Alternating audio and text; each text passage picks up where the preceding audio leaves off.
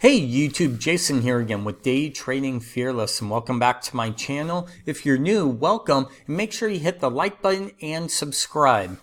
Okay, so as always, let's dive right into today's lesson.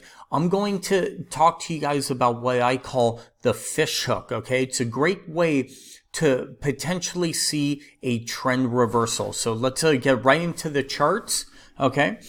And as you could see, this is what I look for, okay? This is kind of the fish hook where we're going up and then all of a sudden price might go sideways a little bit to lower and then we start to come down, right? That's one type of a fish hook, and that's essentially what we have here, right?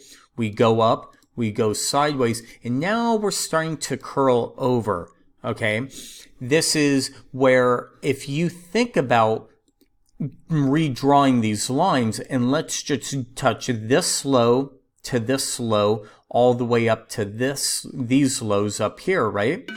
We have multiple retests of this, and then we go sideways and we roll over, okay? When I see something like this, I'm going to look at, hey, where could price go, right? And that's where we're going to kind of use Fibonacci's of how to actually find these trade setups. So what I'll do is in my next little video, I'll show you a Fibonacci retracement of how to look for levels to get long and stuff like that. But just for right now, this is what the fish hook is. A lot of times it's where we kind of go up in a straight line and then we start to curl, and the logic behind it is we're on the other side of this trend line and we're probably going to start to roll over. Also, I'll use my stochastics to look for potential divergence, right?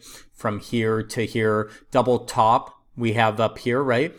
But we have a lower high. So I'm using the divergence with the potential fish hook. And if price keeps falling, I now will have levels to get long to look for longs on the pullback.